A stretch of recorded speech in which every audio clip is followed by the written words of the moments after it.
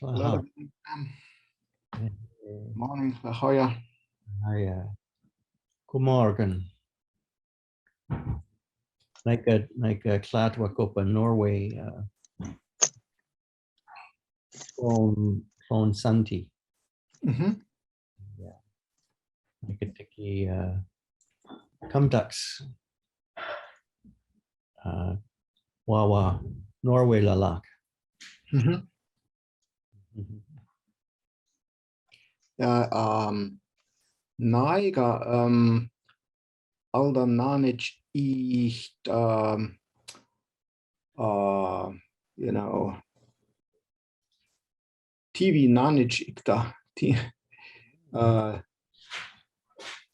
nanich la cassette siatsam kopa Norway live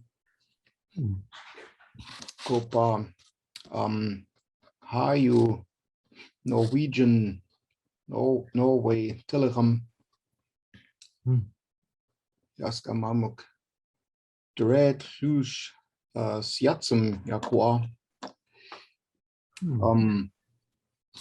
poznanich kopa television Manage la cassette.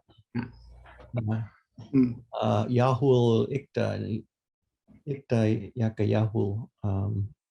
Is it a name of a show? Well, yaka name mich leid be foreigners. Be foreigners. Ich jetzt im Wawa kopa haju tillichem jaska chladawa kopa anka di time jaska anka di Norse tillichem jaska Viking tillichem die alle glaska chago mich leid kopa Norway alda son. The government laska mamuk name time displaced. Vikings klaska Chaco Copa Alta. Local time. Yeah. Great, yeah. Oh. Eric Pillman, Pil Lababman Yaka. Pill or no pill? Yeah, pill. Yeah, pill is blood. I think pill is red. Yeah. Pill the barb. Well, it's Viking Yaka. One is Pill the barb. Oh, that's Pill the barb. Aha. Yes. Like now. Wow. Rush. Tana Sun. Conway. Lusan. Dus ik de mam ook Messiah Wawa ook Viking Tillicum. Oh, Nika, Nika Tiki Kladwa Copa Norway, Clone Santi Nika Kladwa, Nika Alta, Nika, Kumtux, Wawa Norway Lalak. Nasaika family reunion, Copa Ikt Tunas Hayu House, Copa Norway. Mega Ankati Tillicum, let's go Chago Norway. Late. Nawitka. Yeah. Well, yeah, Dret Norway name Okok Sullivan. The immigration person gave it to us. No, it got. No. Like Tunas sitcom, you know, Ireland man. You know, the majority, let's see, how do I say, you know, highest sitcom Norway man. Mm. Mhm. Yeah. Naika Oh. Tanas, Naika Wawa Kopam, Naika Chich, no, Chich, what is Chop? Was it? No, Chich. So, Cheap is a grandmother? Chich, Chich. Chich. You know, Iktamamuk, Viking Salix, Quanasum Salix, Kachet, Conway Man. You know, how do you say steel? Not Kapswala. Cupswalla, yeah, Cupswalla, Quanasum Cupswalla, Quanasum Cupswalla Copa Conway Man, you know, like a Chich, Yaka Wawa, Kilipai Wawa. Nawitka Klaska Cupswalla Copa Conway Man, Klaska Wake, Mitlate Hayu Iktas, you know. They had to take it from the other people. They didn't have any of their own, you know. No, it can. You know, we kada puts look Viking Tillichan flaska Lolo Conway ekta kava flaska ship. Picagua. Klush puts flaska op Conway ekta. Kava Tillichan ka flaska flatwa. P wach flaska Kapschwala Fluchman. We you know, Nowitka? Hello, Nowitka? Flaska Kapschwala Irish Schluchman. P Kinchot Schluchman, Picaqua. P Alta Conway Clarksta, sitcom Viking, you know, sitcom Chloima Dutchman. Paisley Yaka Mamuk Tum Copa Chat, Bahalia Nika Copa Boat, Padwa Copa Bowen Island, so Nika Nika Wawa.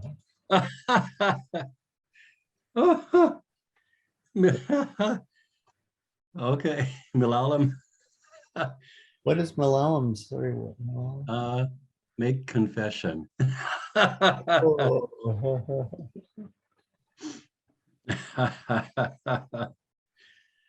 Okay, well, the Psycho Mamuk bless Micah Paisley.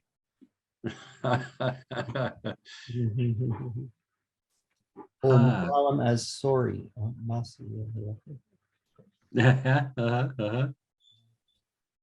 Nasaiga Gumducks Micah. Milalim. Like a Slate Flush soldier. She's very committed. No, it ka. Copa ship, Copa boat. Well, this week, Alda Sunday Naiga Nanich Icht picture Copa Godfrey Stevens. Kanaway Yaka photo, Yaka picture Mamuk Nanich Yaka Ankati boat Yaka Shawash Ilai boat the Kanim the Hloima sailing boat the Panawi Yaka boat Michiait ik Shawash Lalang Nim Pi Naiga Dum well what was the perhaps again? Oh, NAS. Yes. Clunas na Witka Clunas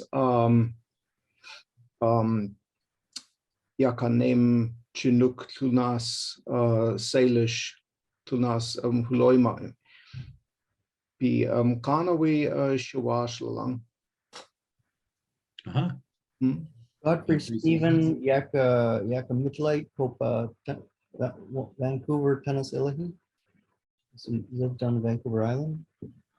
Check that. Godfrey Stephen. Naga Kumdux Yaka name.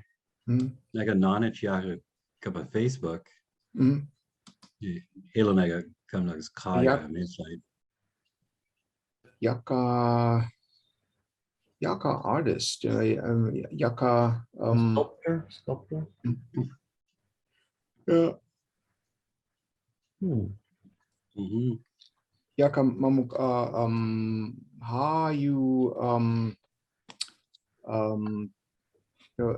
stick figure, yes, stick telecom was managed P Yaka mamuk eat red hayas stick Yaka well Yaka mamuk nanich icht hayas shawash Klutschmann P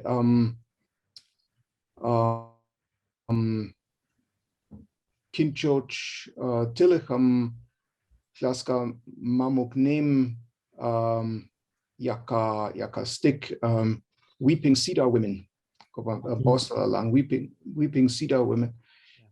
Dread Hayash cedar. Yeah, Aaron Stephen Yaka'ao. Aaron Stevens Yaka'ao. Aaron Stephen. Halo Naga Kumdux. Aaron Stephen Yaka Mamu Nature Path cereal. IS company. Oh. Uh-huh. Muk company Dai man. Oh, company Taima.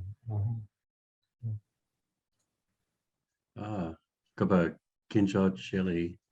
Naga Elip, Dum yeah, Elip Muckamuck House Flask Muckamuck Vegetables, first vegetarian restaurant, Copa, Vancouver. Ah. I can say that. Uh-huh. Halo Italy Muk House. Halo Italy Muckamuck House.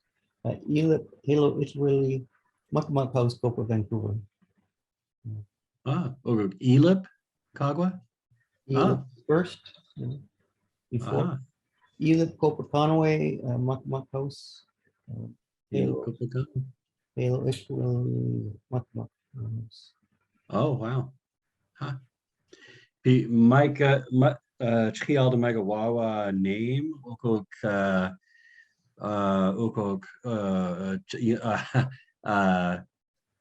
Tanasan Makmak Tlaska Maguk Micah Wawa name. Ukok Kagwa Lawen Makmak Tlaska Maguk. Yeah, Lowen, yeah. Kagwa Lawen P Kagwa. Breakfast cereal, well. Yeah. Micah Wawa name. Ikta Ukok name. Oh, Nature's Path.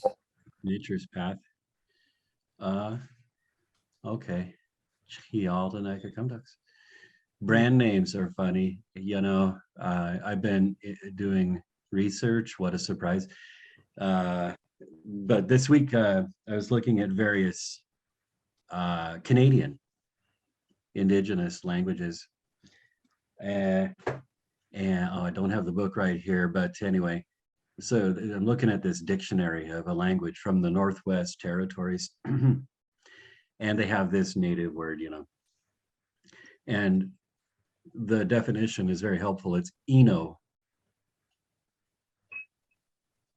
Anybody know Eno? I think it was Eno. Yeah, it is some, geez. I want to say it was an antacid medicine sold in Canada in Now I know probably what the you mean, yes. 1970s. Yes, it was. I had to do a lot of Googling to figure that one out. And there's another indigenous word there. It's defined as bombardier or bombardier. How do you say it?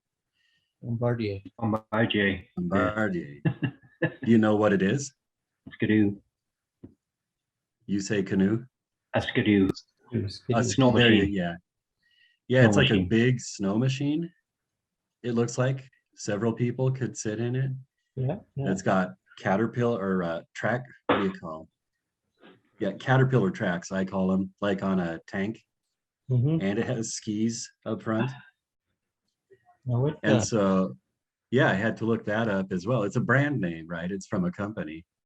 And so, hey, what's that word in your native language? Oh, it's a bombardier. Yeah, really, what the heck? There's another one too. It's pretty funny. That's how people, live their real life. Because I don't know a word for that. Nobody knows a different word for that item in English. So of course they use the name of the company. And there was another that was conibear trap, or conibear. This native word, and the definition I think was a conibear. And oh gosh, what kind of animal is that? Well, it's a brand of traps, that fur trappers use.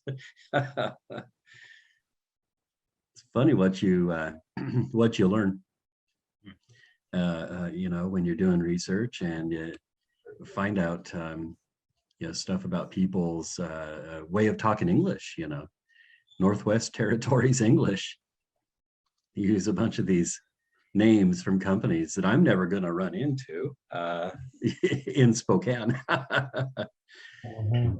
Paisley Yaka, Yakawawa Okok Kakwa Kleenex. Red, yeah. Brand name for a Sure. broader product. That's like that same sort of thing, isn't it? Mhm. Give me a Coke. Yeah. The brand name becomes the common name. Mhm. I don't remember for sure. Are we supposed to do some reading today? No, it got. Don't you love it when the teacher asks you what to teach? Rain, TerryGlavin, Yaka Chaku. Quite Yeah, student. Right. last I heard yesterday, Terry would be here shortly before 9. Mhm. Ja, all kaba. Plus besnaik mamuk nanich besnaik over pipa. Okay, well, all the Nagateki or green siltsil.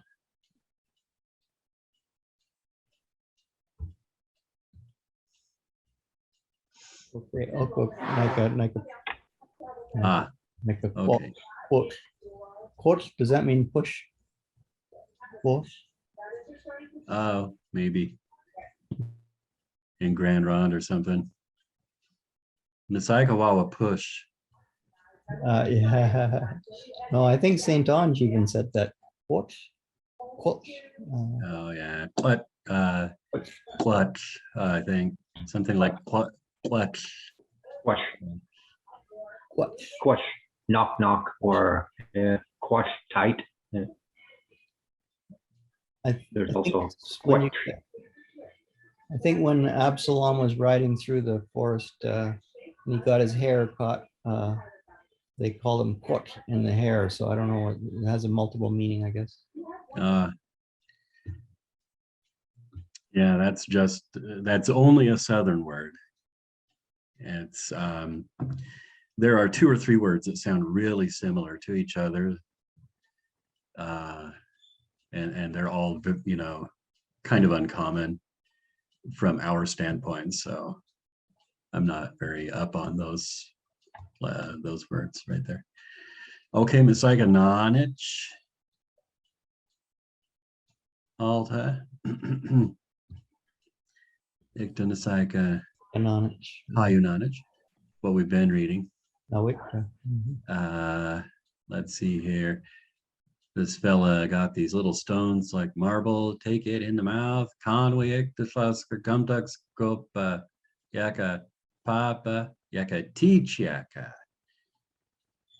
Everything that he knew from his own father, he taught him. Yaka Teach Yaka.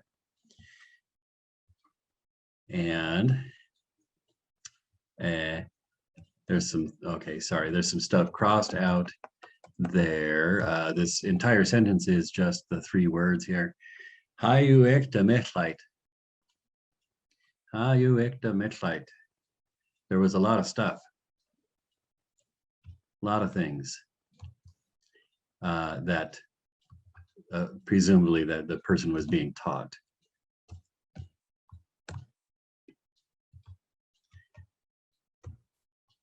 And ich time yaka ready kopayaka kuli. So ich, you know, is usually a certain, means like a certain one the speaker has in mind. So as by a certain time, he was ready kopayaka for his traveling or for his trip. And that's somewhat interesting. Just to point out, it's kuli being used as a noun. And we know that because of the kopa, right? Kopa means for a noun. Right, but if you're ready, you know, for going, if you're ready to go, it's usually going to be pus, you know, spos or pos, kuli. So this is saying he's ready for his trip, which is a lot like, you know, the settler English, local English of the area, BC especially, used kuli as a noun, right? I'm taking a cultus kuli, right? I'm going out for a stroll or a jaunt or whatnot. Ich hayas canoe delayed pas conwiekta. One big canoe, really full of everything. And you guys already know this quite well, having been in these sessions for a while. Full of, well, you don't use the word for of, you just say full everything. Full everything is how you say full of all the things, full of all kinds of things. As we have seen a few times in this, you know, Tsagatilao story, the speaker sometimes says canoe instead of the purely Chinook jargon word kaneem. And that's, you know, kind of a reflection of his broader trend of using recently borrowed English words in his jargon, like a lot of BC speakers actually did in the 1880s when he was telling this story. Yakatiki Kuli Ka grandfather Mitlight. And Uncle Yaka.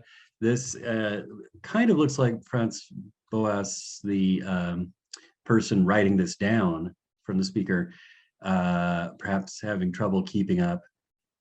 I want to kind of scroll down a bit and see where this goes as a matter of fact. All right, yeah. I see what I'm going to do there for you. Yeah, because there's some strange word order, some strange arrangement of the words at the end of this, but that is the end of the sentence. Yakateki Kuli, he wanted to travel. Ka, where? Grandfather, he keeps using this English word, recently borrowed. Instead of, like Sam was earlier using the word, chop for grandfather. But here we have the English. Well, Ka, grandfather Mitlai, where grandfather lived, existed, stayed. There's this English word right here. And uncle, he keeps using the word uncle also. Again, a recent, addition to BC Chinook jargon, as is typical. Instead of an older jargon word, tot. And Uncle Yaka. There's kind of a stray Yaka here. He wanted to go where his grandfather lived, and uncle him, or, and uncle his, or and uncle he, none of which work real well, none of which are grammatical jargon. So I think that's really purely just a stray Yaka that Franz Boas put in there and did not cross out, did not remember to cross it out. He wanted to go travel to where grandfather lived and the uncles. Oko time, helo makma kupakanwe telechem. See, again, when you're trying to express a concept like the English FOR, for a noun, it's kopa in BC jargon. You don't use that word pus. That only means for a verbal purpose. But this is a noun, right? All the people. All the people. It's a person, place, or thing. So you say kopa, convoy telecom. At this time, there was no food for all the people. There's Boas, and a focus on one letter. Can you see he had an X with a dot over it? He's trying hard to represent the phonetics of this word, the native sounds, which he doesn't do in all of the words. We've had several discussions about this as we've looked through this story, but he's trying hard to show you, well, this word is pronounced telechem, not tilicum, not the sort of Englishy settler pronunciation, but he's pointing out, oh yeah, unlike the dictionaries that I've seen in print, people actually say telechem. Very much what we see in, say, the Grand Run dictionary, which tries hard to show the exact pronunciations also. Okay, 2-word sentence. This is, like a Jesus wept moment here. Yakakuli. I challenge anyone to translate this difficult sentence. Yakakuli. So, it's in the context of the story, you can see that I said he set off, right? He took off, he traveled. Kuli means travel, more than it means anything else in BC jargon. He traveled. Tanasan, morning. Words for times of day, you don't hardly ever have to use a preposition. You don't have to say in the morning. Most speakers just say morning, and then the description of what happened. I see a little chat bubble here. Yakakuli the heck out of Dodge. There you go. That's the idea. He got out. He took up. Okay, Tanasan anyway. The morning. Halo wind delayed cluj. So there was no wind. It was very nice, right? It was very nice out. That's really excellent jargon. I just often fear that I'm belaboring certain points, but the subtleties of jargon, that were missed for 200 years and never pointed out. This little sentence here has the perfectly normally standard grammatical inanimate subject, right? The silent it. Halo wind and silent it. It was very nice. You know, the weather is it, isn't it? It's impersonal. Every human language I've come across works this way. And we have to point out, well, you know, jargon would never say yaka delayed flush, right? That would not be normal jargon. You use the silent it subject for an inanimate or non-specific subject. So that's really quite beautiful and fluent jargon, those few words right there. Alta, okok hayas kanim, he's back to kanim, not canoe. Alta okok hayas kanim tsako, or chaco. So then that big canoe came. It came there. Taco kopa okok ilahi. So it came to that place. And Yaka name in Tsimshian language, its name was something like, with my apologies, Kato. Kato. Then we have parenthesized Elahi, that's place.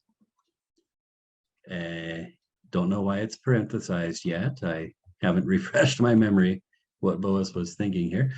Yeah, again, it's kind of a stray word right there. The Ilahi there is, it's not real clear what its function is. There's already an Ilahi that made sense over at the beginning of the line. Boas seems to have been, you know, again, maybe just kind of scrambling to catch up with the person dictating the story. Did I hear another Ilahi? I'll throw it in there and I'll figure it out later, maybe. This is really what happens when you're doing linguistic or, you know, ethnographic field work. You're always trying to keep up with the person who's talking, spilling all their native cultural knowledge at you. Also, when he was writing canoe, they could have said kaneem and he just wrote, looked like canoe. Absolutely possible. But we see so many instances of canoe versus kaneem, and so, you know, other instances where the fella's using both a jargon and a English synonym for the same one and the same object or thing. I suppose he was saying both. Conway Telecom Yakananich. And again, Boas has weird punctuation because he's doing this all in an enormous rush. But by my understanding, all of this actually, despite the period halfway through, this is one sentence to me. Conway Telecom Yakananich Hayas Kanim Chapo, which is very good jargon. All the people, this is the plural Yaka of BC jargon, all the people they saw the big canoe coming. That is how you say that in jargon. And Mox Tai Metlite Kopo Kanim. He throws in English, one of our examples, right? He uses both the jargon P and he uses the English word and. And Mox Tai, two chiefs located or sitting in that canoe.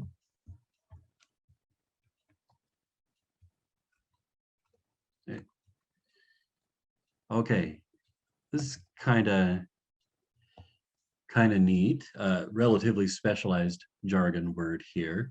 You know, how do you say the stern of a canoe? It's been subject of discussion. There's an article on my website about it. They have a special word for it at Grand Ronde, although it's a very early Chinakwawa. No recent speakers used their word. So what is the back of a canoe? Well, Ikhayas man Yakamitlet Kopa Oputs. And that's just the, you know, literally the tail of a canoe, or the buttocks of a canoe. He uses Boas parenthetically, you know, defines here, and possibly the fella telling the story used the word stern.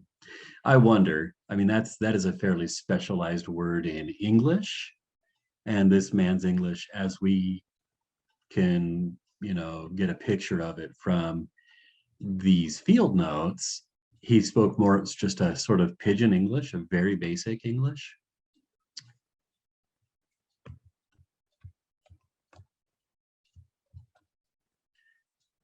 Aha. Yaka name Elida. This is Boaz just trampling all over himself. Throwing thoughts within thoughts within thoughts. Okay, so Yaka name, and he crosses out name. Okay, hold that thought. Elida, which that's really slave, the word for slave, you see. Elitich or Elite, Elida here. Then he throws in name again above the line of, above the line of writing in small letters. He throws name back in there. And then, does anybody here, here's a big hint. Does anybody here understand what's in the parentheses here? That's the abbreviation of the name, Tsagatilao.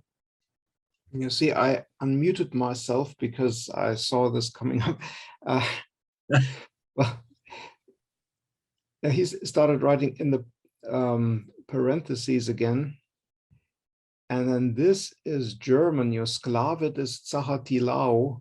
He wants to say slave of the Tsagatilao, literally. Yeah, of the Tsagatilao. Yeah. Yes. It's Tsagatilao's slave. And the spelling is 19th century German, or his because that would be SKL, right? It's okay, but under current spelling it would be SK instead of the SC. Mm-hmm. So yeah. Thank you, very nicely, right. So yeah, he's more or less, this is explaining the what's at the beginning of the line. So his name slave of the Tsagatilao. And then this is the name right here, Halush. All of which is meant to tell us his slave name was Halush, or his slave's name. I put an asterisk there because technically it's indeterminate, but my understanding from the published English version is that Halush is the slave. That's his name. Conwy Telechem, you see that again, the phonetic writing. Conwy Telechem yek mitleid kopa okuk Elihi. I think the yek and the okuk are just abbreviations. Again, it appears in this section as if Boaz is very rapidly writing, hurrying to take down what's being said. Conwy Telechem yaka mitleid kopa okuk Elihi yaka ask. That is a straight, real BC jargon word. Yaka ask. All the people, plural, yaka, all the people, they live at that place, they asked. Okay? All the people who lived at that place asked, Tluxta taiyokuk. Tluxta means who. I'm going to remind you that Tluxta is pretty rare in BC jargon, except in this usage right here to mean which. Which chiefs are these?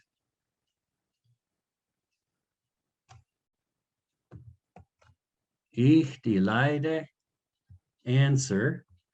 Okay. Again, an English word. The existing jargon way of saying answer would be like Kelapaiwawa, return talk. So a certain slave answered, Ich de Leite answer, Ich de Masaika ask. Well, if you take that real literally, that's saying, what are you folks asking? What, or what did you folks ask? Some of you, have you already encountered, though, that there are many times in jargon where, a sort of scornful question, why the heck are you asking, would be expressed as, Ikta Misaika ask. You see, they just use Ikta. They're not literally trying to find out why, right? Which would be Ikta Mamuk. But instead, it's like, what the hell are you guys asking? Is the idea here. If you just say Ikta Misaika ask. And a kind of, a literal English translation has that sense as well. Like, what are you asking? Okay. Yakawawa Masaika Tai Yakatanas Oko Klutzman. You recall this, there's this woman in this story who has been more or less abducted from her original people in the past, earlier in the story, right? So he said, the slave did, you folks, chief's child, that woman is. She's your chief's child, your chief's daughter. Ankate, Masaika lost Oko Klutzman. Another real BC jargon word, a very common one, lost. It means to lose or to get lost, be lost. All of the above. Ankati, Misaika lost Oko Klutzman. A long time ago, you folks lost that woman. Yake, Kelapai Alta. She's returning now. She's back. And a page break here.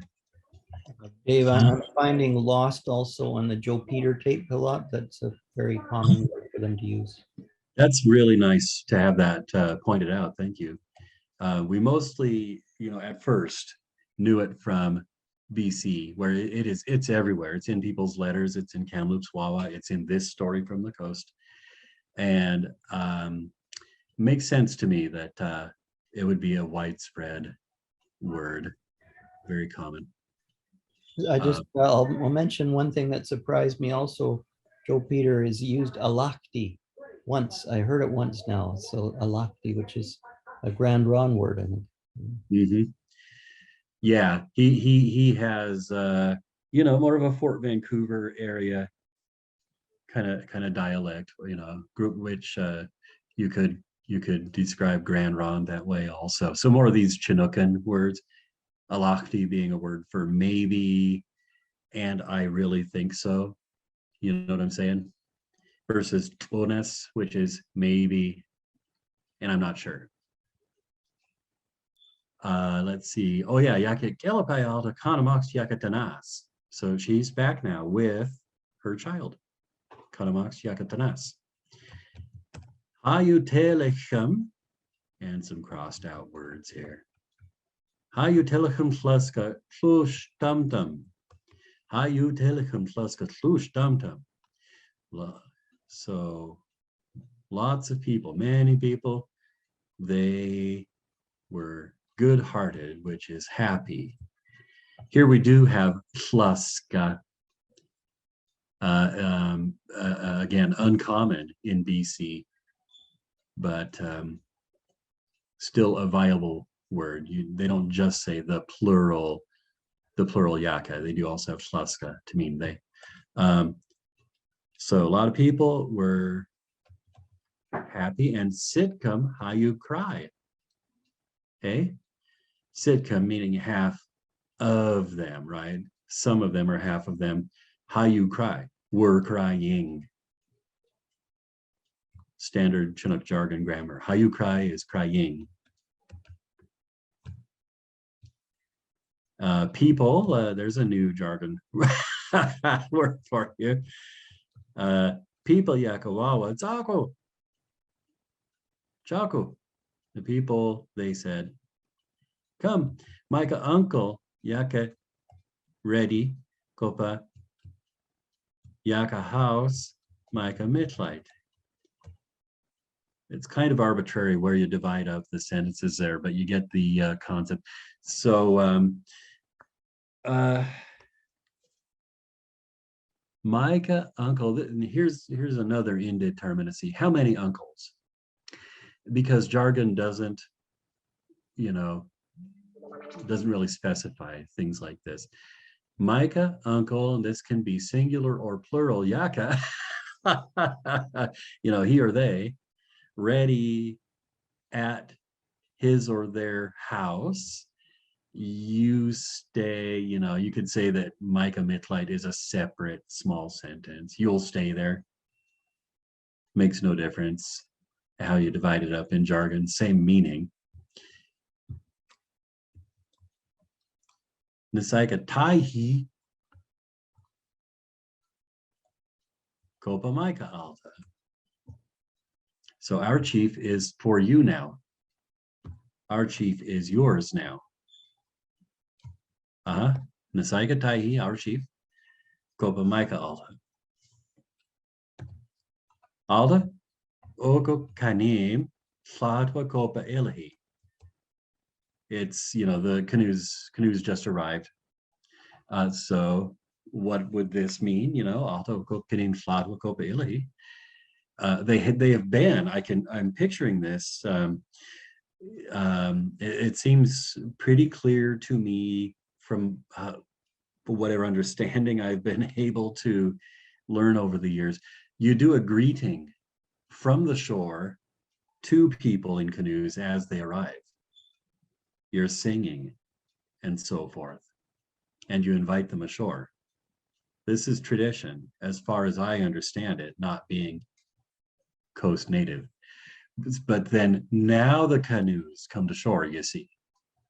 A bit of understanding, I think, of Pacific Northwest native culture helps you make more sense of this part of the story. That's my claim. Why are they saying now the canoe came ashore? Well, because it wasn't ashore yet. Everybody knows this if you have that cultural understanding. Hayu telechem yeka lolo ikta meslite kopakanim. A lot of people, plural yaka, they carried what was in the canoe, what was located in the canoe. Hayu telechem yaka lolo ikta meslite kopakanim. Mukmuk, seal, whale, sea lion, bear, Kanuiekta. Kind of an illustration here. Some of the old Chinook jargon words for these animals are not known in BC.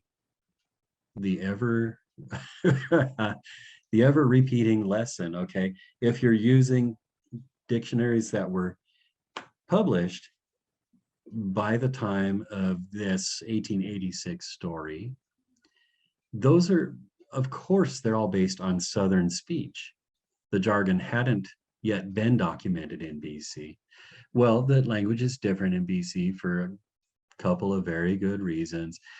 Thus, old Southern, original Southern words like ulhayo for seal, ikole for whale, itzhut for bear, they're not really known in BC. Therefore, folks are doing what BC jargon did, using words they recently got from English. And well, that makes some sense because, for instance, in coastal BC, there's an enormous industry, a sealing industry at this time, right? It's a lot of native workers, but you're dealing with settlers, the settler economy, the cash economy. You use the English word seal, and you use these other words, partly for economic reasons, as well as historical ones that I'm talking about, the changes in the jargon. Anyway, so mukmuk, seal, whale, sea lion, bear, Kanuiekta, everything. Dave, J. Powell makes a note on his dictionary that if this is a fur trading language, all of these common fur animals they don't have words in native languages. So like Martin, I guess he gave a bunch of a name of animals that they were using. And I guess they were using English words. Maybe if they're part of the cash economy, they would use the English words. Yeah. And I mean, there never was a Chinook jargon word for martin. So, if we're just taking the perspective that I was just mentioning in the old Lower Columbia area, there may not have been very many martins or minks or whatnot. It was more centered on the beaver, if I understand correctly. Okay. Not even the sea otter. Just an incidental remark. The supposed Chinook jargon word for sea otter, we only know it from one single person.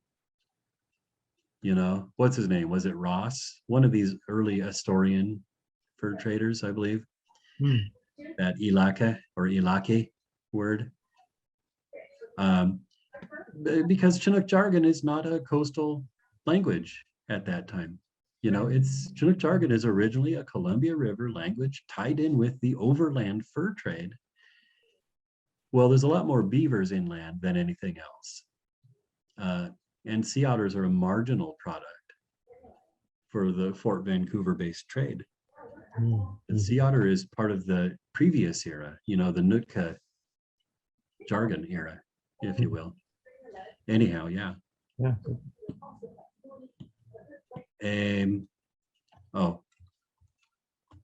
Yaka grandfather, abbreviated, Yaka grandfather house, Yaka delayed path. Here's another example of how you don't need to say, his grandfather, his house to express possession. In all the varieties of jargon I've seen, if you have sort of, I'm going to call it inalienable possession, something that somebody permanently owns, that's always associated with that person, you can just say that person house, for example, Yaka grandfather house. You don't need to say Yaka grandfather, Yaka house, which would otherwise be the usual possessive in jargon. Yaka grandfather house, Yaka delayed pash. It was very full. Wacht, Yaka uncle house, you see, Yaka uncle house.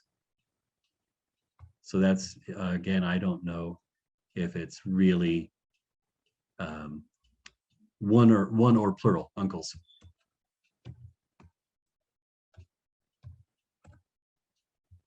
Yaka pash. Wacht, Yaka icht, Yaka house. We're getting a whole lot of Yakas here. I think Boas is losing track. He crossed one out, certainly, here. This Yaka might have been the one he meant to cross out. Wacht ich Yaka house, I would say. Also another one, his house or their houses. The idea is fairly clear. Still others of their houses, other folks' houses. Some others. Yaka ich uncle, his other uncle or uncles. It's all good jargon to me, but I still am preoccupied with my English language mind, wondering how many uncles. Path, anyway, path, they were full. Silent, silent subject, silent it or they for inanimate things, the houses. Alta Yaka Tsako.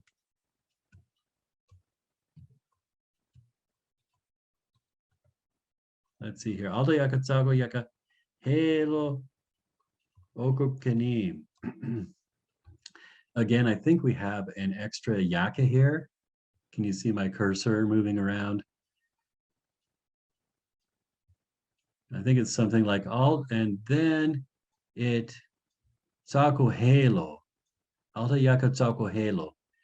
Then it became nothing, Oko Kenem. In other words, it became empty, is my understanding. I think it's pretty, justifiable to make the claim. There's a lot of extra yakas here. We see Boas trying to cross some of these out, and sometimes in his hurry, I think, crossing out the wrong yakas, leaving in the wrong yakas.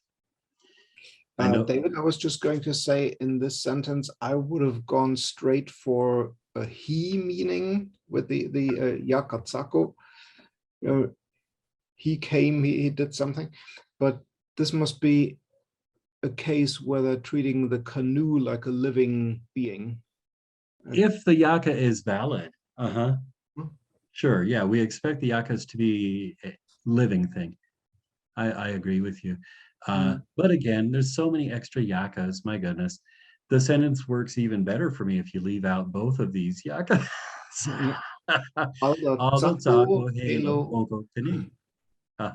Right.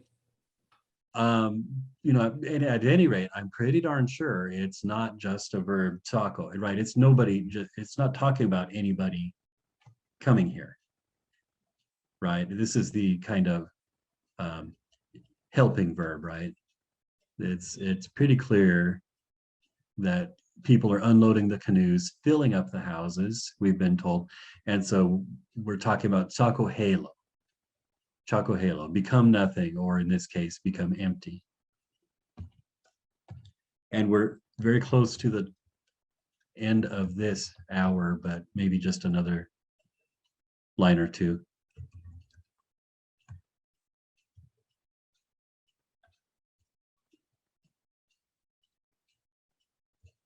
Again, oh, gee whiz. France. He keeps writing, the word that means also or again, when it's very clear he means a negative. Well, I think TerryGlavin's coming on here. Tell you what, I'm just gonna put a pin in this then. And stop the share. Oh, there you go. There we are. Welcome. TerryGlavin just joined us. Oh. Nakachako. Are you on mute? Well, how are you, Terry? We've now you're still on the mute, Terry.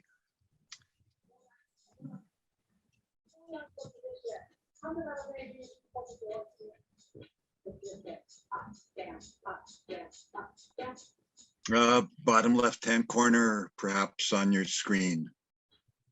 There's a microphone, probably has a red line through it. There it is. Yeah. Wonderful. Sorry Wonderful. about that. Oh, no problem at all. Claudia. And thank you so much, Terry, for joining us this morning. I think if you look around, there's at least two people you know here, and that's Sam. Yep. And I think you met Dave, who's for whatever reason going by the name of Augie these days. Hello, Augie, Dave. Yeah. So thank you very much for joining us like this.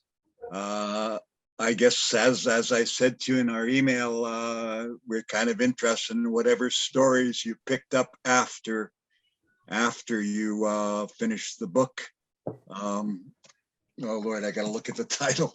A Voice Great Within Us, which it really is a wonderful title. It really does kind of speak to me, at least. So it's all yours, Jerry. That was Charles' idea. Oh, okay. Well, Charles. I think the funniest thing that happened after the book came out, I published a long poem in translation that is sort of the first chapter of the book, kind of a deal. And it actually had been published as a separate, do we call them Festschrifts? A kind of a little volume of poems that a friend was publishing. And Iona Campagnola had been appointed our lieutenant governor. And I was known at the time, and I suppose to some extent I still am known, as the kind of journalist that politicians might want to avoid. And the government in power at the time, I had been very wicked with the government in power. And so when Iona Campagnolo gave her maiden speech in the legislature, she read at length from that poem in translation, Rain language, but she begged me to forgive her because she was not allowed to say where it came from or who wrote it, because it would have been considered unseemly for a lieutenant governor to be citing the work of this, obstreperous Trotskyist bomb-throwing journalist in her maiden speech in the legislature. So I think that was probably, it did actually very well. And I'm interested in the way stories and ideas kind of appear and vanish. And I that's been a bit of a preoccupation of mine throughout my life. Most of what I cover in the last 20 years, what I deal with is usually ends up in the box called foreign policy, which I don't think is very helpful. Global human rights, international human rights, the retreat of democracy worldwide. It's taken me to all kinds of interesting places all over the world, the Russian Far East, the Middle East, Southeast Asia, Hong Kong, Central America. And people often say, well, gosh, that seems to be a bit of a departure from what you used to do. And what I used to do is I used to write a lot of books. I don't write books so much anymore, although I'm working on one. My first 3 books were about what we used to call Indian country.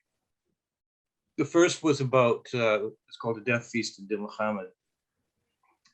And it's rooted very deeply in the Gitsan, Wet'suwet'en cosmology, oral tradition. And it's about the struggle over logging rights in the Skeena Bulkley watershed, and it formed the basis. The arguments they were making formed the basis of the leading Aboriginal title case in Canada, Delgamuukw versus the Queen. My second book was I co-authored with the Hanikwadin Tsilhqot'in people. The unconquered country, Namaya. And that case went on to become the leading Aboriginal title case in Canada. My third book was I co-authored with the survivors or the former students of St. Mary's Indian Residential School. And so, then people will find that, oh gosh, Glavin's latest big book is about Afghanistan and the time he spent there. Or I, go into northern Syria with the Kurdish resistance. It's all the same story, really, in the sense that it's about what was called, I'm Irish Catholic. And back in the day when the British, around, the time of 1916 and so on, the British very much wanted to recruit the Irish into the First War. And the way the British did that was to advertise the struggle as a struggle for the right of small nations. And I think that's basically what I've been writing about to some extent. These little languages, these little nations, these little sovereignties, and a kind of a boring sameness that's descending upon the world. And this shows up in everything from urban planning and architecture to the system that's falling apart now, completely overseen by the International Monetary Fund and the World Trade Organization and so on. This is what we're seeing to some extent in Ukraine. I think to a great extent in Ukraine. I spent some time in the Russian Far East among the Buryat people and the indigenous people of the Amur River, which is the river of the Black Dragon, which is the border between China and Russia, and in Irkutsk. And there are about 30 different national communities, nations east of the Urals after Putin was first elected, who were facing and did ultimately face obliteration. Hardly anybody's ever heard of the Republic of Buryatia. Its capital is Ulan-Ude. It's the last stop on the Trans-Siberian Railway before Ulaanbaatar. And it's famous for having the world's biggest Lenin head. That's the only thing really that Buryatia is known for, but nobody knows about Buryatia in the same way that Vladimir Putin would have it 20 years from now, that nobody will remember what Ukraine was. And the people I grew up with, you know, in an immigrant family, were essentially Cantonese people. You know, the farms and along the lower Fraser River, Japanese fishermen who'd come back from the war, Italians, lots of Sikh, mill workers, very much a working class culture. And I was very interested in the world around me. And I wanted to know, I wasn't preoccupied with all of the sort of who am I questions that, you know, curious high school students are supposed to be interested in. I wanted to know where I was, where am I? And so when you ask those kinds of questions, you find yourself looking at what are the real names of the mountains? And you find yourself going upriver, find yourself spending a lot of time on Indian reserves. And the thing about the story of Chinook, I think, is that, and I said this actually in the book, is that it is useless. It serves no purposes. Michael Ondaatje put it this way when he was in his book on Tejon, that it served no interests in the purpose, no purposes in the interests of empire. And I think a story like Chinook, Wawa, Lalang, serves no purposes at all. In fact, it's counter to the purposes of the way stories are told, or the way we are expected to tell stories today about our history, about relationships between the Nunghaini and the Huilitum, or the indigenous people and the newcomers. It's useless. The story of Chinook is a story of a vast body of love poetry, love songs that were composed in Chinook. It's a story about people who find themselves in this bizarre place and figure out what are we going to do? How are we going to muddle through? It's the language of Vancouver before the fire. It's a story about people just getting along and trying to figure it out, and marrying one another and having babies, and enjoying one another's company. And that's not the kind of story that it is very fashionable to tell when we speak about Canadian history and Canadian and British Columbian history, for all kinds of reasons, some of them very good reasons. But this is something I think is really quite heartbreaking, because it, I think, is an insult to the intelligence of anyone who has any curiosity and wants to inquire into these matters. And it also is, I think, a desecration of the memory of some very brave men and women who were dealt really bad hands of cards and worked their way through the salmon canneries and tried to make go of it, and built, I think, quite solid relationships. It's an insult to the memory of our first governor, who was, by today's standards, a Black person, or a person of color, James Douglas, whose wife was Miwo Nipi, Lady Amelia, daughter of Miwo Nipi, an Irish Cree. We have BC Day on August 1st, forgetting that the first BC Day in British Columbia was a civic holiday in Victoria celebrating Emancipation Day, the end of slavery in the British Empire. We tried to build something interesting here, I think, at one point. And it ended largely because of the British naval class, because of American capital, because of maybe because of the railroad.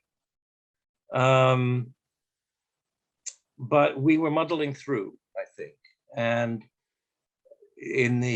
when you look at the kind of country Canada is today, you know, this one of the more loosely organized confederal systems in the world, this thinly populated landmass strung out across the top of the most vibrant cultural dynamo in the history of nation states, and a very, very much a multicultural place. And we were celebrating multiculturalism without celebrating multiculturalism, but by living it. We've done that a great deal in Canadian history through our time. And I think you have to build on these kinds of traditions and these kinds of memories, these kinds of legacies. And I think I was quite fortunate to live at a time when working class people were still solvent. And when, you know, Queensborough, Coonspa in Lelang, in Wawa, Chinook, in what is now New Westminster, before the suburbs came, where you had, I remember going to an Oktoberfest once, and I think it was at the Roma Hall, which was for the Italians, and there were 2 Russian halls for the Russians. So the Sikh temple built in 1911. There's the Ukrainian National Federation. There was the Isai Society along the river, the Gilnet boats. I lived in a houseboat for most of my time there. Anyway, it was an Oktoberfest, and there was one of the, there were Chinese, Cantonese farmers, and everybody came in, people were eating salami and schnitzels or whatever, and drinking beer, and there was kind of papa music on, and nobody was dancing. And I think it was Jimmy Wong, I think it was, these people were greengrocers. So, you know, have I got this wrong? Are there any Germans here? And there were no Germans. So we had all of these people, Sikhs, Irish people, Italians, Japanese, whatever. And we hadn't the faintest idea what we were doing. So he put on some Elvis records and everybody danced and had a good time. And I think the story of Chinook is that kind, for me, is that kind of a story. It's a very working class story. It's a story about proletarian autodidacts, as they used to be known, building a culture, building a literature, an astonishing literature in British Columbia that has all just been sort of forgotten about. Dusty bookshelves, curio shops. And I think, I don't like to tell this story as a tragedy, but it's difficult to tell it any other way. We're losing a language around the world every 2 weeks. But the struggle must somehow continue. And so I congratulate everyone here for what you're doing. And that's all I've got to say.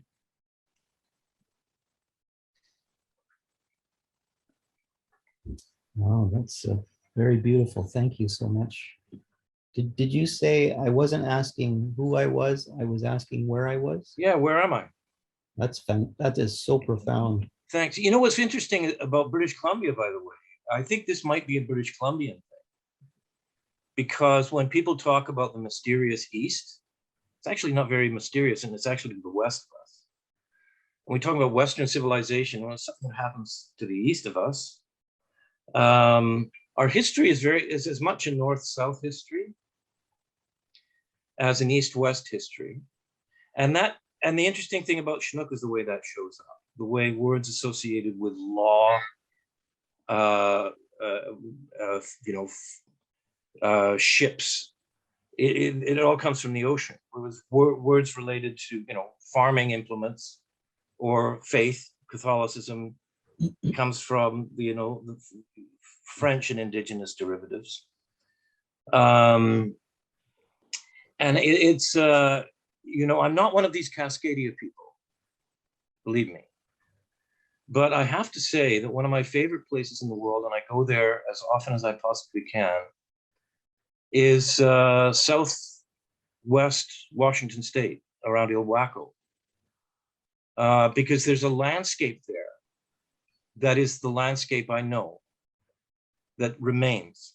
And one of the things I did, a long essay, I won a nice award for it, was called Looking for Mr. Bing a few years ago, to find the landscape of my childhood.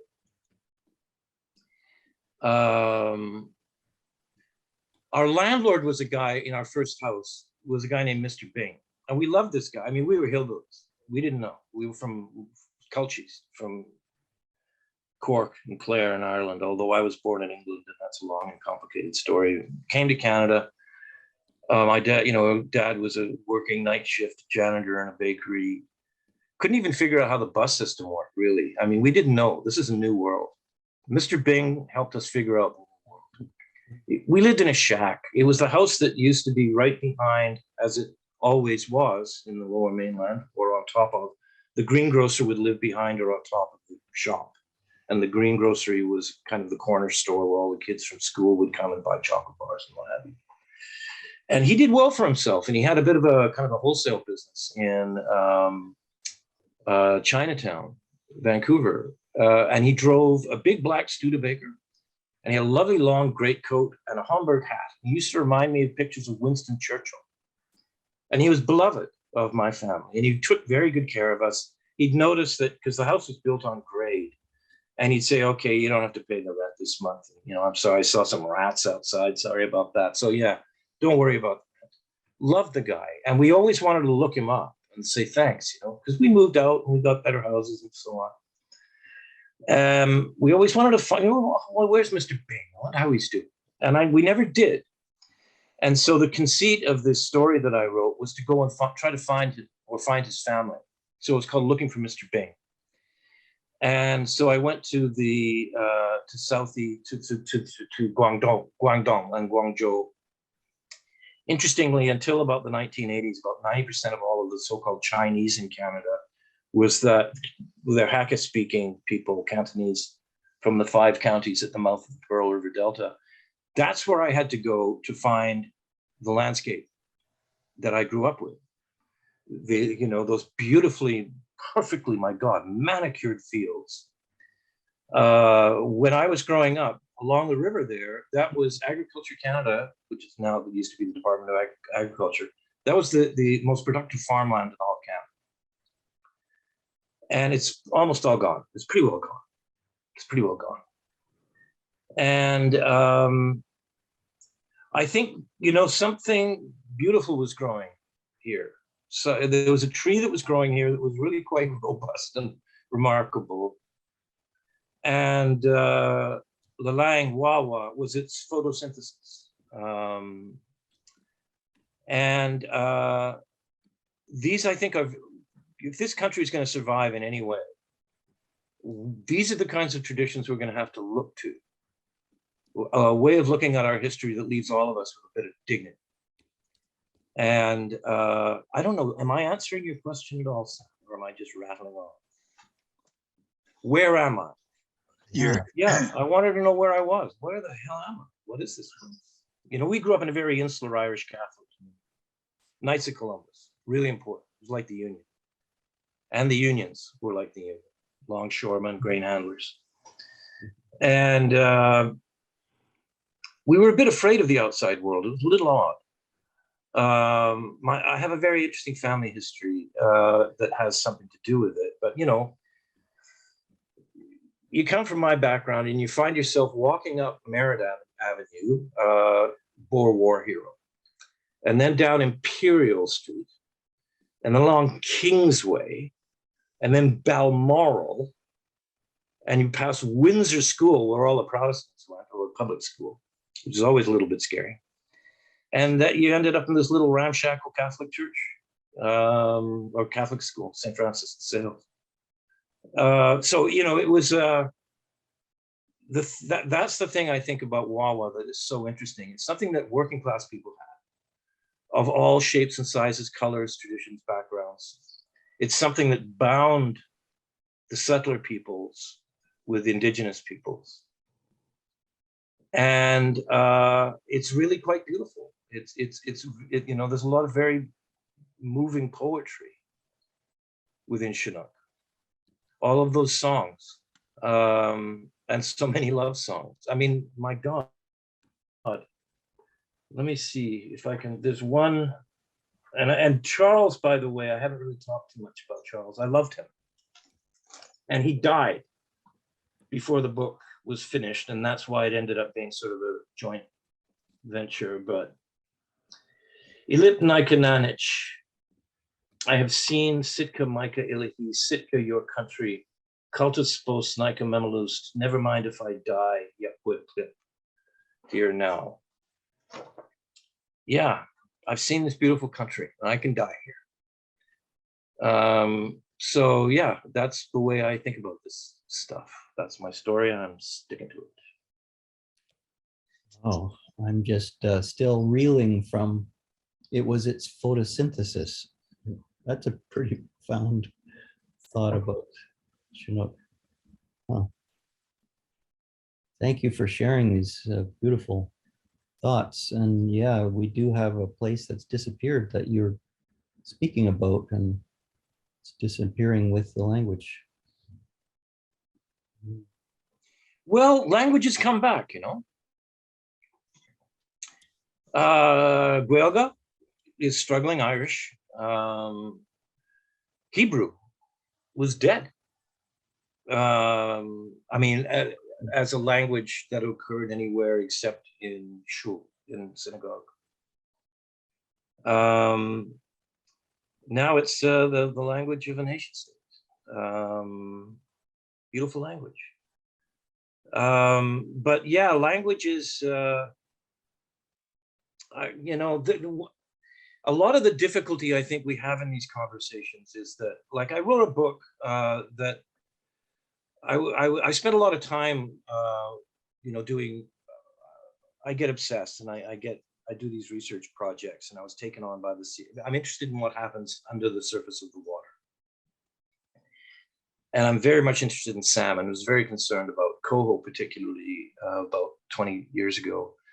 And so when I left the Vancouver Sun over an issue that had to do with the racist treatment of Indigenous people in the pages of the paper, you know, I did a lot of freelances. I got my revenge. My God, I wrote lots of books, won a lot of awards, but what I found about, I would take on research contracts, Sierra Club and so on fisheries research and fisheries management. People at the time, you know, all the Greenpeace, David Suzuki Foundation, they couldn't tell a Chinook from a Shino. They couldn't tell a trawler from a trawler. So, I mean, I knew this stuff. And so I would do all of this work. And I ended up, my book started ending up on the natural history shelves. And the thing of it is that I found peculiar is that what I was seeing was you had all of these sort of ecologists having a conversation over here, and linguists over there, and anthropologists over there, and economists somewhere else, and what have you. And so what I noticed is, and I certainly wasn't the first to notice this, but if you sort of look at the diversity, ecological, linguistic, cultural diversity in functions of natural selection, diversity in food crop varieties, and so on, you get a map of the world that's all of these squiggly lines and dots and shaded areas. It's the same story. The story of language decline is the story of the extirpation of distinct food crop varieties. It's the story of the extinction of animals, the collapse of ecosystems. And so I wrote a book about all of this, spent a lot of time going all over the world. You know, I try to go to the places where all of these squiggly lines and dots on the map meet up. And learned a lot about languages and heard some beautiful stories in wonderful, strange languages in Patkai range of the Eastern Himalayas, 30 different languages spoken up there among the Naga tribes. And I, was into places that no one actually had been or no white guy for God knows how long. Anybody who saw me thought I was a doctor because there were doctors that were allowed in. It was, how people are probably familiar with the federally administered tribal areas on the border of Pakistan and Afghanistan, and the British also put in a restricted area permit system on the other side of India. If you look at Sea of India as kind of an inverted pyramid, there's actually a little thing that goes over to the east called the Siliguri Pass, and then India opens up again, and then there's the mountains up there between Arunachal Pradesh and Burma and so on. And you couldn't go there, you weren't allowed. And then after the truce, there were longest running insurgency in South Asia. I got a restricted area permit. And in Guwahati, the guy who actually drove 6 hours to meet me and bring me up to Kohaima was the president of the Nagaland Tourism Association. I mean, it was bizarre. I was just this guy with a notebook. But what happened to the book was interesting.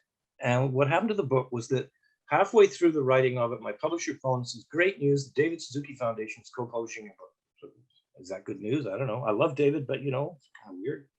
Okay. So in Canada, the title of the book is Waiting for the Macaws. In Germany, it's something else, I forget.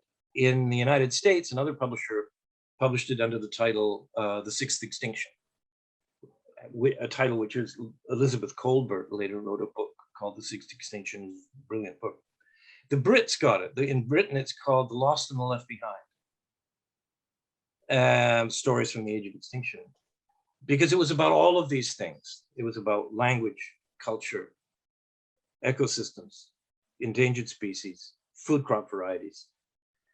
And this is, I think, a part of the difficulty that we have, a similar kind of a difficulty, I think, that we have in understanding Canadian history and Canadian culture and the relationship between the settler peoples and Indigenous peoples, and how we tend, in the best of intentions, I think, to make the worst of the old mistakes. The old mistakes were Indians. Ta-da! Long braids, they live in wigwams, they ride on horses. Then they were Aboriginal, then they were Indigenous, and now they're the I in BIPOC. And what you've got is 600 different tribal groupings in Canada. I mean, my God, well, a third of them in British Columbia. You cross more language boundaries in British Columbia on the road between Vancouver and Prince George than the entire journey, I mean, entire languages, than the entire journey from Madrid to Moscow. The diversity of the experience. I think, we kind of persist in making those old mistakes. And the great thing about Lalang, about Wawa, is that it just kind of goes, okay, you white guys can't do all that weird stuff that happens in the back of our throats, those weird noises we make. Okay, we'll get rid of those. And, all the sort of Sequewa and Jill Colton particularly, they have a hard time with F's and R's, right? Like, so, okay, we'll get rid of those. So Francis Baptiste will become Pilapatis. And Veronica will become Balonica. And we make it, we make do, we figure it out, we compromise, and we get up early in the morning and we go to the cannery. All this crap about Indian time, are you kidding me? Bright and early, 6 a.m., bell rings, they're all there. So that's, I think, the great thing about Chinook, I think, is that it is a lived experience of a culture. And it persists in strange little ways in the language that we speak. That was the other thing that drew me to it when I was a kid. You know, like people would have words like Kluchman and Hayas. Where do those words come from? So I don't know. I mean, much of it is really being extirpated from our memory, from our language, from the landscape. But I really do think that there's a lesson. There's lots of interesting lessons here, lots of interesting models of understanding where we are, and asking that question, where am I?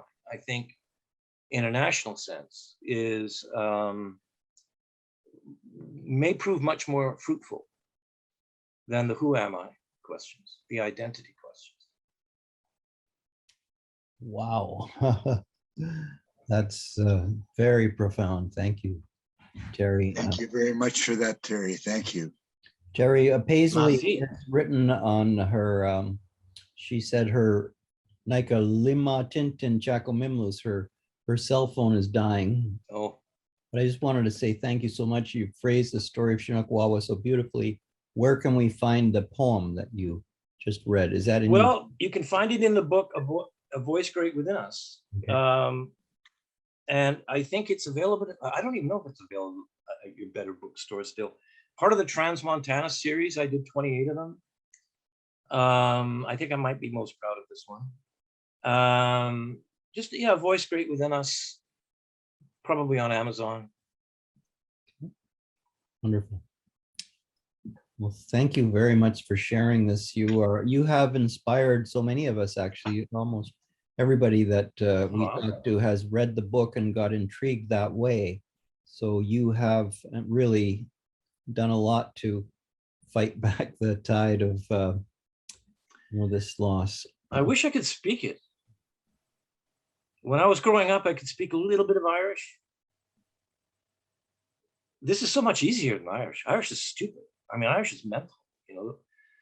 You can't even say, you know, very quickly, how do you think you spell O'Leary in Irish? UI apostrophe LAOGHARE. Like, what the hell is with that? There's no V's, right? It's BH. My own name is like this long. It doesn't even sound like that. And O'Shea is O apostrophe SE. Like, get out of here. But Chinook is like so easy, and yet I you know, you gotta, it's like a muscle. You gotta work the muscle, right? You gotta have people you're talking to all the time. Well, we've spent several years. I think we're on our 4th year now. And each time we've gone through different documents. We're slowly but surely, you know, translating old stories. Melville Jacobs wrote a lot of things in his secret script, and you know, we've had to sort of read those. And so now Dave Robertson, who I think he had to go to work, so I don't think he's on right now, but he is the kind of the, well, you know him, I guess, the tremendous world expert on this whole language. Yeah. So we're trying to build a whole inventory of real good language resources, of real authentic old Chinook, the way that was spoken in the old days. So, well, you know, we should talk, because I think I have a trove still that Charles gave me. Oh, You may have all of these, but they're old dictionaries and old little collections. Wow. Yeah, and I've got them, you know, I hid them away, and I hid them so well I can't hid them myself. But you know, if I can, that might be some use I can make of myself too. Is it dictionaries, or is it actual written poems, or you know, is there? It's mainly dictionaries and collections of songs and things like that. Songs. Okay. Also about West Talk. You know, I mean, there's kind of a logger language. Charles wrote a small book on that subject, which is related to the language. Well, oh, this sounds very promising. We must look at this. well, you got my contact information. You should. I'll set aside some time and see if I can dig that stuff up. Wow. Where do you live now? Where are you? I live in Cicinos, near Soup. Oh. Yeah. Okay. Every morning I can look out and I can see the lads from the Soup tribe tending their oyster chain. It's pretty nice. Beautiful. Well, thank you. We're gonna probably have to, we've gone way over time with everybody here. Thank you, everybody. Clearly, nobody left, so this is pretty impressive that you really had something that spoke to all of us. So thank you for sharing. Well, thank you guys for the work you're doing. Good stuff. Thank you, Terry. Hi. Thank you, Terry. Yeah, yeah. Excellent. We're neighbors, actually, so. Yeah, Who said that? It's me. Yeah. Hi, where do you live? Live on Manzer Road in the Roundhouse. Get out of town. Really? Good for you. I'm sorry about all that horrible work the bloody highways department. You know, John's highway to nowhere is, what I call it, so. Yeah. Yeah. I'm actually, I'll be honest with you, I'm looking for an old barn at the end of some dirt road in the Cowichan Valley. Build a compound surrounded by barbed wire and human skulls to keep people away. It's just, Langford is just coming to us too fast. It's just mental. Well, we should swap emails. We should swap emails. Let's get you guys connected. That'd be great. Yeah. Great, thank you. Ayumasi, Klahaya, Karan.